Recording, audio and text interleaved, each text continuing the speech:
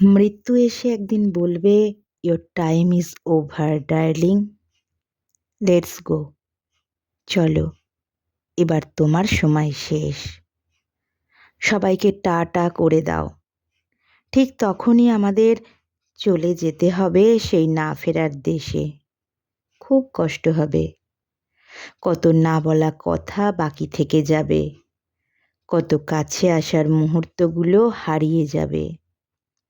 তখন no ego, no complex, মান অভিমান, ভুল বোঝাবুঝি, ঝগড়া, রাগ, ভালোবাসা কিচ্ছু থাকবে না, কিচ্ছুটি না।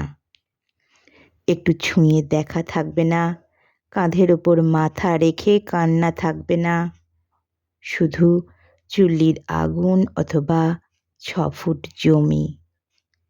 তাই যতদিন আছি শুধু ভালোবেসে বাঁচলে ক্ষতি কি?